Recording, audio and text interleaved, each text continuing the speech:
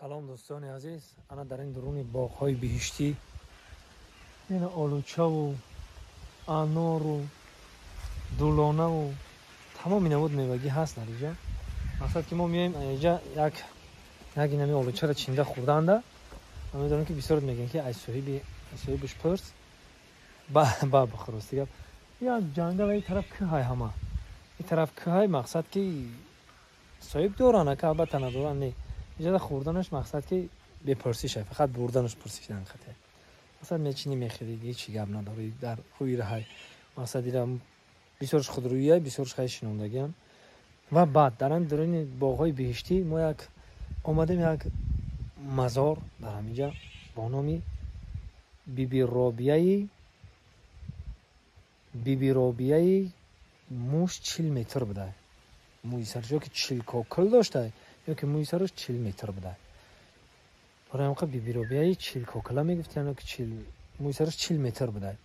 موی سرش معروف بوده. اینا مرخبش در همینجا. اینا برادران عزیز، اینا در اومدگاهش یک جای میدرویم، یک زیارت میکنیم، یک کف دعا در حق گذشتگان میکنیم. خداوند بزرگ جای همه گذشتگی را جنت کنه، زنده ما را عمر درازی پربرکت عطا کنه. یک جای میدرویم. چی گفتیم برادران؟ بیبی رابیه 40 کوکله. اینا دوستان عزیز بیبی رابیه 40 گزمو، یعنی 40 کوکله. 40 گزمو یعنی که 40 متر مو داشته در ان لبی آب. یعنی پایانده قرار داره. در بین یعنی باغ بیبی رابیه 40 گزمو. یک جای میریم زیارت میکنیم. خیلی برادرای عزیز، ما چی گفتنیم؟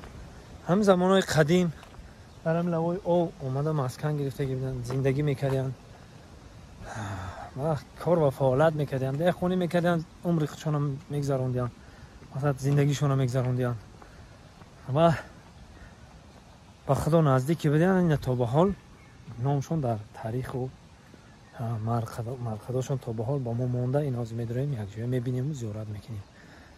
خداوند بزرگ همه ما و شما رو نگهبان باشه. میداریم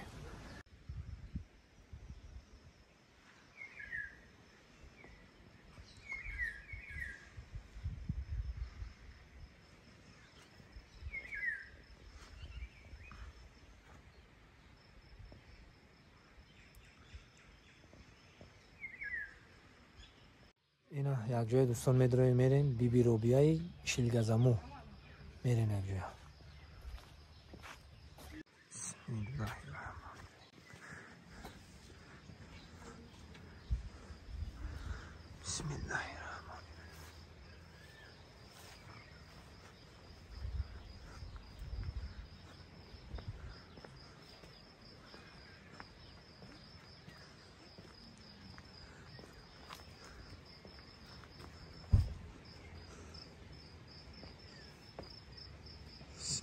الرحمن الرحیم. در درون این باغ اینا قرار دارن. بسم الله الرحمن الرحیم. یک جای میداریم دوستان. یک شما نمیبریم. بسم الله الرحمن الرحیم.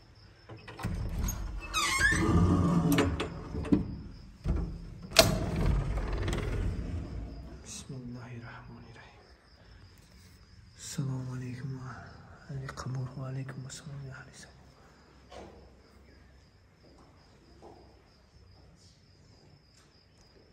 این مرکز شد بیبی رابیه 40 گزمو.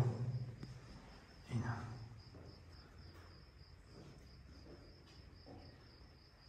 دوستان عزیز،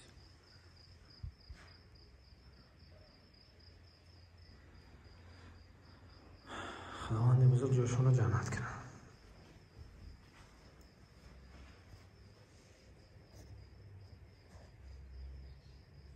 دوستان عزیز، مومی رو بیارم یک زیارت کردیم.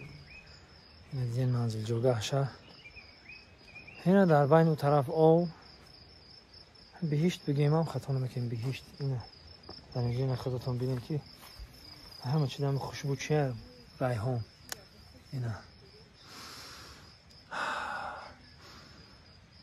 بوی ریحان دیگه خیلی چی بگم اینجا همه اینا ریحان های در آغوش بهشت خوبن. خداوند بزرگ جاشون جنت بگردانه و برآمدن جان هر یکی ما و شما رو آسان بگردانه و گذشتن پول سیرات آسان بگردانه. مردگان من جاشون جنت خنه و زنده‌مون عمر درازی به توفیق عطا کنه.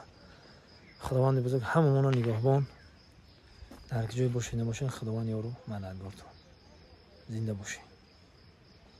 دوستان عزیز، ما در آغوش طبیعت زنده هستیم. البته در این طبیعت زنده تمام نمود گیاهای شفا بخش هست و شرکت شفا فرما بهر شما از همین گیاها دارو و درمان ها تیار میکنند. این داروها برای فربه شدن، برای خراب شدن، برای درد گرده، برای سنگ گرده، برای نمک گرده، برای خیچک، برای تپش دل، برای گردش خون. طبیب هر یک انسان خود اوست.